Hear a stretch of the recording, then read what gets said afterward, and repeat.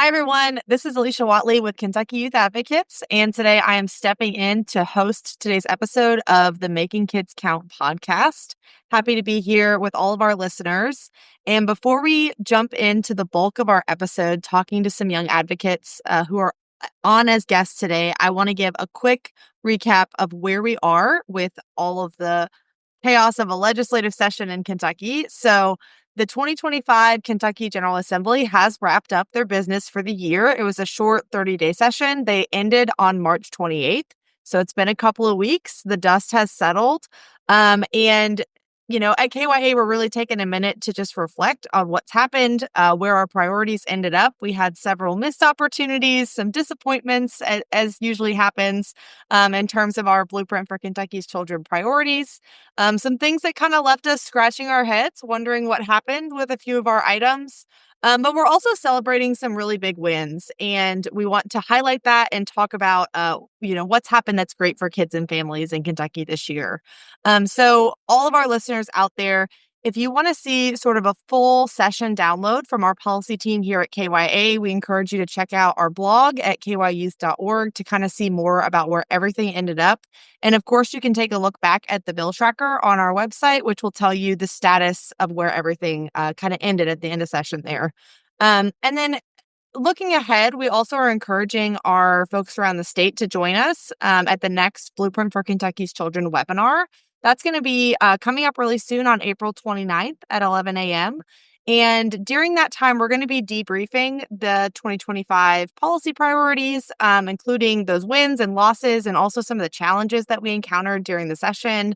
And then we'll also have an opportunity for those attending to engage in Q&A. So bring your questions, bring your thoughts about what happened during the session to that webinar. And then, of course, as we always try to do, we want to have a chance for attendees to kind of hear from us about how you can stay engaged and also informed throughout this interim period. As the session has ended, we'll be looking ahead to what you can do to keep kids' issues kind of at the forefront of everyone's minds as we move forward. And so with that, I'm going to now take a minute to introduce the guests that we have on our podcast today. We are so excited to have three young people with us today. Some of these folks have been superstars in KYA's legislative action over the last several months, so you might recognize some of their names and faces from other opportunities. But they're here with us today to really share reflections on the 2025 legislative session as young people themselves, as advocates who have really been in the action. And they're going to be bringing firsthand knowledge on kind of what it takes to be an advocate for these policies that are good for kids. Things like writing blog posts, taking on media interviews, and even in Frankfurt testifying in front of legislative committees. So, like I said, these three guests can really offer an insider perspective what it looks like to speak up for kids in Kentucky. And we're so excited to have all of you here today.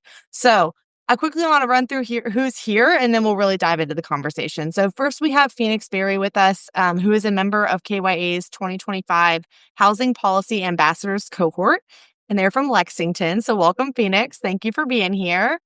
And then we also have Kiera Dunk with us. Kiera is a 10th grade student from Oldham County, and she has really been a champion for child abuse prevention policy for several years, working in Frankfurt in all sorts of awesome ways. So thanks to Kiera for joining us. And then we also have Griffin Nemeth with us today. He is the Youth Advisory Board coordinator for the I Can End the Trend program at UK. And also a pharmacy student at UK himself.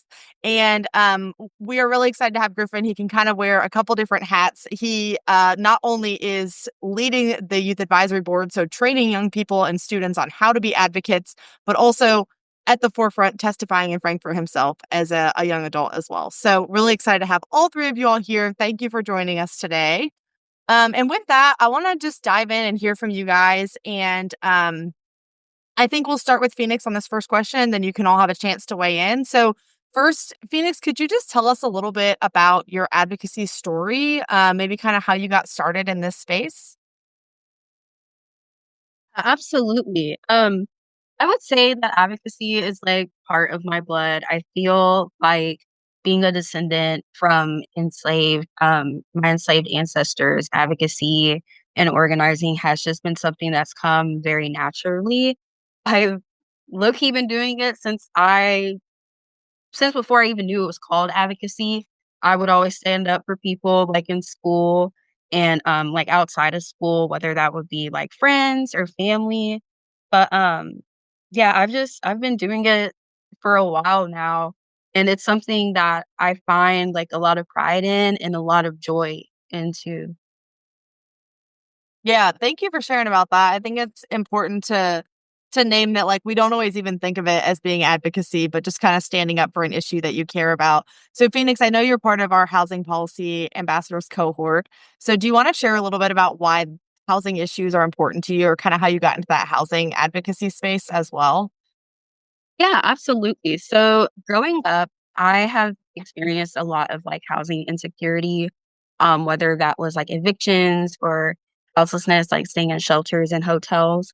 And it's something that's really like impacted how I've been able to even receive an education, how I've been able to understand like the concept of stability and is something that I believe is also like fundamental, like, to our life, right? Like, I believe that everybody should have a right to lay their head down and be able to dream, and not a lot of people have that opportunity, and housing is a privilege that not a lot of people recognize as a privilege because in our society, we're kinda told that, like, you're automatically guaranteed housing, like, once you graduate college or, if you have family that can pass it down to you, but that's not a reality for everyone, and housing has turned into a business or, like, a way of, like, people being able to make a profit, which v I would say really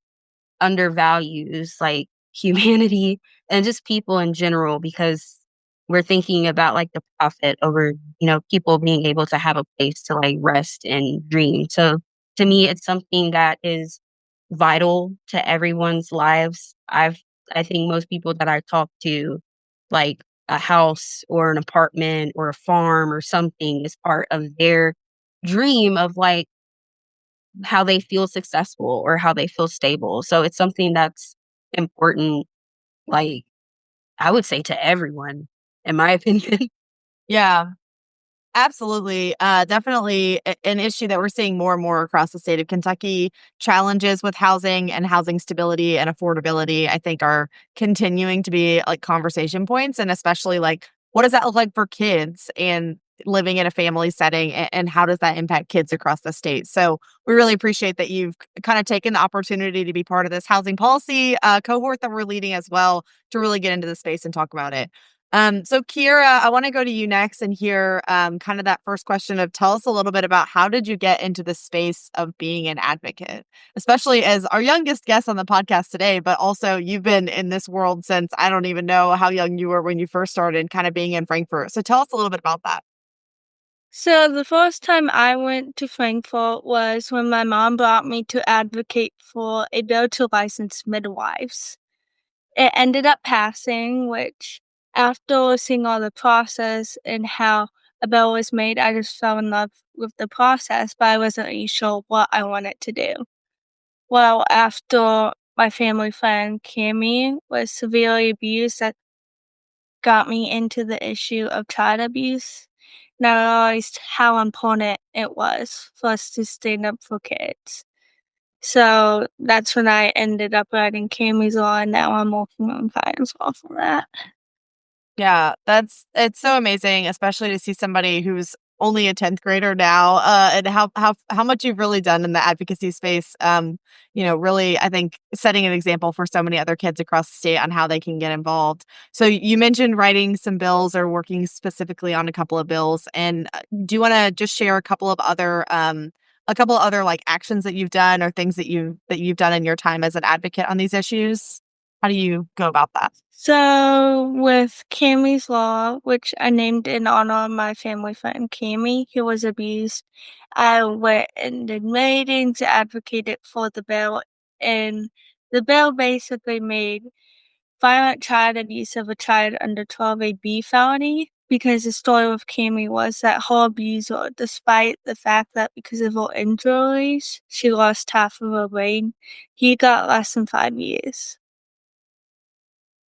Yeah, I think that thank you so much for sharing about that and kind of how you got into this space. And I think that it's oftentimes we do hear kind of those personal stories and personal connections to issues. So I think both of you have shared how that got you into the advocacy space, and it's so important to be able to bring those stories forward. All right, so Griffin, I'll go to you and just talk a little bit about how did you get to where you are now in the advocacy space? When I first started, I was fresh in my role as the Youth Advisory Board coordinator for I Can End the Trend. And the Youth Advisory Board is our year-long leadership and mentorship development program for high schoolers. And when we started that program in 2021, it was really just trying to get leaders in their community to do things that were great for other kids and the setting of e-cigarette use. What really got us into advocacy was heading into the 2024 session when a group of many partners from across the state came together, Kentucky Youth Advocates included, and wanted to advocate for stronger enforcement of the Tobacco 21 law in Kentucky, which is vital to protecting youth at the point of sale from nicotine dependence. And what better way to do that than to have an authentically youth-led campaign? And so that's exactly what this group of partners put together. And so it was really a learning curve for us. And, I couldn't be more excited that it happened and that we are where we are now as far as how much advocacy is a part of our work. But seeing what that process looks like in Frankfurt from the ground up, and then seeing our youth come together to create a campaign that 2 years later, who would have known, has made such a profound impact in Kentucky. That's what keeps me going, and, it just fell on our shoulders, but, sometimes good things like that happen. Yeah, absolutely. I think that I can the trend, network of people, which is some of you all that are at UK, have graduated from UK, are high school students across the state, and everyone in between that really has brought together kids to tell just authentic stories about what they're seeing in their schools and in their communities can be so powerful. I think that a lot of times we see adults who have really important issues to talk about and can bring a lot of expertise to issues. But until we hear from people who are directly impacted by whatever we're talking about, it doesn't always bring the story to life the same way. So, it's always great to see kids getting involved. And the I Can Trim program is a great way that we've been able to find that with high school students across the state. Thank you all for sharing all of your kind of, intro into advocacy. How did we get here? Information. So, you guys have all had different experiences with advocacy and what actions you've taken, how you've worked with students, or as a student yourself, what you've been doing. And I think that at KYA we recognize, even for adults, at times advocacy can be pretty intimidating. It is a world of adults who are often elected into offices. They hold a lot of power in some ways in the office that they sit in. The spaces really can feel kind of daunting, like walking through the halls of Frankfurt and figuring out how to navigate that. Um, and so it's also something that can be really empowering. I mean, I hear you all talk about sharing stories and getting folks in front of lawmakers that are able to talk about impact and how great that can be. So it's a way to do that. It's also a way to speak up for people who maybe don't have that voice. Kiera, you talked about a family friend who you feel like you're able to carry on a voice for them. And also to see some meaningful change. I mean, you all have seen great strides in your areas that you're working on, and youth advocacy is a huge part of that. But back to the beginning of this is like it is intimidating. It can be hard. And so we'd love to hear from each of you just something that maybe you've learned through your journey of where you are now with youth advocacy or training youth to advocate in their space or going to Frankfurt yourself. So Griffin, I'll start with you on this one. Sure. The very first time that I testified in Frankfurt was an anxious experience. I think anybody who has done that for the first time could tell you the same thing. But doing it for myself and then bringing some of my youth and seeing other youth testify, like you said, Alicia, it is really an empowering experience. You do make an impact, and that's why it's so important to do the things that we're doing. I think if people learn nothing else from what advocacy looks like in Kentucky, it's that we have a whole lot of people who care about some really important issues. And so taking that first step, putting yourself through what might be some uncomfortable testimonies or conversations, it really does make an impact in your communities, your peers, and especially the kids of Kentucky. Thank you for it. Yeah, absolutely. I think it's especially the first time that you can really see even if it's not a lawmaker, but just somebody who you're talking to about your issue kind of understand something for the first time, like maybe they've never even heard about the issue you're bringing up and they take an interest in it. I think that that can be a first step too, to just educate somebody that you know about something, to start talking about whatever you're interested in. So Phoenix, what about you? Tell us something that you've kind of learned during this journey of getting into the advocacy world. Yeah, I've learned a lot, but I think the most important thing is that while it's really tough, it's really fulfilling. You can make a lot of connections and you can inspire a lot of people. And like from my perspective, like being black and queer, I think when I first started, I was like so intimidated because I didn't think that there was a lot of people that looked like me that were in these positions that were actually willing to listen and like have the background of like the racial connotation of like, politics. But once I started to get more comfortable, it really, like, started showing up as my authentic self, which I think is, like, really key when it comes to advocacy. Like, I started to recognize that there was a lot of people that understand, like, political history of, America and just advocacy in general, and especially how, like, it affects children. And so I think that probably alongside, like, having the connections and then inspiring people, just knowing that it is a space that Black people can get into and should, and I'm going to stress the should part. Yeah, I think that's like such a great point. Showing up authentically is really important in these spaces. And having people with very diverse backgrounds and experiences from different parts of the state, different communities, all sorts of different things, bringing those experiences to Frankfurt is so important to this work and being able to raise up like different voices, talking about different issues. So I appreciate you kind of highlighting that and encouraging others to show up authentically in the advocacy space. It's such a good message. All right, Kiera. So tell us, we can't wait to see what you do in the advocacy space. As just a 10th grader, you have so much potential to do, all kinds of great work. But tell us what you've learned so far in your journey. So far what I've learned is that it's very important to be passionate about a issue that you're in and to take action if it's important. And that even if you do the research and everything, it is very important to talk to your legislators because they're real people just like us. And even if it doesn't pass, that doesn't mean it's not a good idea or it's not important. It just means that it didn't make it through the process. Yeah, absolutely. We know that legislation often takes time. You might have to work on something for more than 1 year, to kind of get it across the finish line. I think you've all experienced that in some way with the issues that you work in. There's often a lot of education that goes into it. So when you first start talking about an issue, it just takes some time to get everybody like aware of what you're talking about and doing that education and kind of being patient but being persistent in your message and what you're talking about. So thank you so much for sharing about that.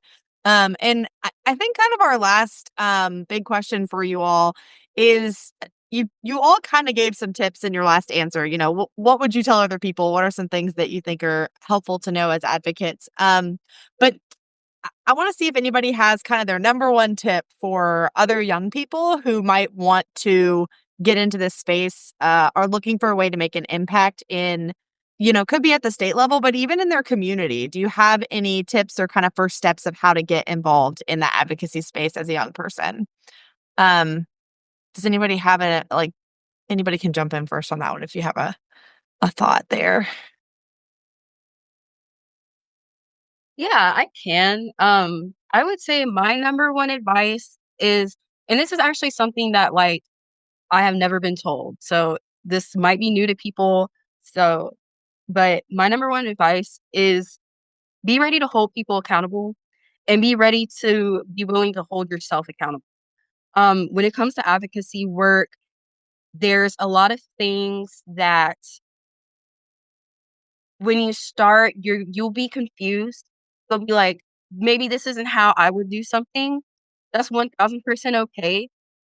But with that, like with the part of accountability is it extends more than just like the interpersonal, I think is the word that I'm looking for. Relationships that like you'll have with other organizers or other advocates, because when you work with other people, like you're gonna need people to make sure that you're doing good, checking up on you, making sure that you're able to uphold your part. But like also that means holding legislators accountable, holding the people that we elect accountable. Because at the end of the day, me personally, my intent is to decolonize, right? And a lot of the times we think that the legislators are people that are above us. But like Kiera said, they are people too. They are able to be held accountable. So hold them accountable, but also hold yourself accountable too. So like if there's a day that you're feeling like you need to rest, rest. And make sure that you're around people who hold you accountable to that. Because it's very easy to get into this cycle of I gotta do this, this, and that, and then you'll burn out. And we can't have that because we need to make sure that each and every one of us is able to do the work in our own capacity. Burning out is not fun. It's very stressful. And the number one way that I can always suggest to make sure that that's not happening is just holding yourself accountable, but also making sure that other people aren't burning out and holding them accountable. Yeah, I love that. Just kind of listening to figure out what you're listening to your own needs and figuring out like what do you have capacity to do? What can your role be? What does that look like? And staying true to that. I think that's great advice. Griffin, I think you were gonna jump in and give a tip as well. Yeah, I was gonna say it's never too late, and certainly not too early to find that niche that sparks your interest. I think it's amazing to see, Kiera and Phoenix, you all on this call. Now, I'm not too much older than you, but you all are certainly younger than I am.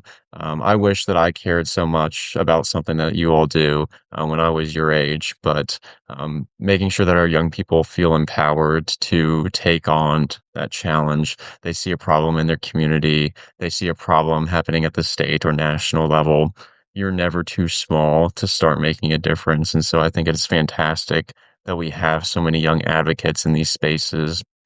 And, I'll say you all, I'm still part of that, hopefully for at least a few more years.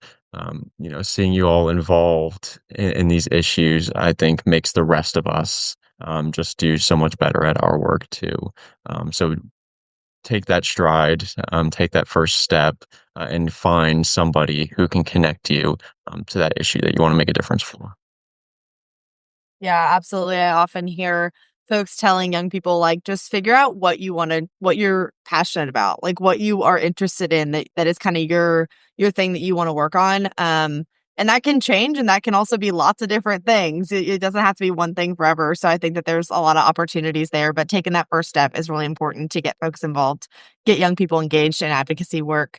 Kiera, do you have any final thoughts for us? A tip for other kids your age? One of my bigger tips would be just keep on going. Don't be afraid at all. It's if it's important to you, it matters even if you don't think other people will care about it. You just need to keep on going. Yeah, that persistence and just the passion behind the work that you do is so important. And bringing that energy to the spaces where, maybe it doesn't feel like there's that energy, but if we get more people in the space, bringing that kind of passion with it, I think it can be so impactful. So thank you all for kind of sharing. I think a lot of really tangible ways that young people can start to think about getting involved. If they're not yet there, maybe they're thinking about it, they want to make some changes. Even if it's like, at the school level or just in their community or at a smaller scale is a great place to start. So we really appreciate all three of you kind of taking time to be here today. I just want to say thank you. Being on the Making Kids Count podcast is always, it's great to have you as guests. So um, with that, I will say one last thank you to you all. And then I want to close us out today by just some kind of reminders and things to be thinking about for our listeners as well. So, of course, when we're talking about state level advocacy, that is really culminating in our legislative session here in Kentucky, which happens January through March. But right now, in the interim, in between the active sessions, is really the time. It's a great time to engage with your legislators, with our leaders. A lot of them are home in their communities right now. They're not in Frankfort working every day. They're living in your neighborhoods and going to coffee shops and grocery stores near you.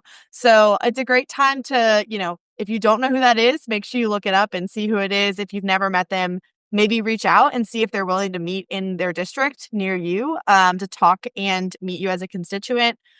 Build some awareness around the issues that you care about. You're not asking them for anything right now because there's no active legislation happening, so you don't have to ask for their vote on anything just yet. So it's a good time to kind of build that relationship and just get some issues on their mind that maybe they haven't been thinking about, so that next year in 2026, we're ready to have those conversations. If you don't know who your legislators are, there are tools on our website to look them up, and you can figure out who represents you in Frankfort. And again, making that intentional contact with them sometime in the summer over the next several months is a great time to do it. As I said earlier, always a reminder to go to kyouth.org to check out all the resources that we have available, and especially that 2025 session kind of full download, to really read through what happened with all of our priorities and where everything ended up. And then, of course, to sign up for that webinar coming up soon on April the 29th. And with that, I will say thank you so much for tuning in today for another episode of the Making Kids Count podcast.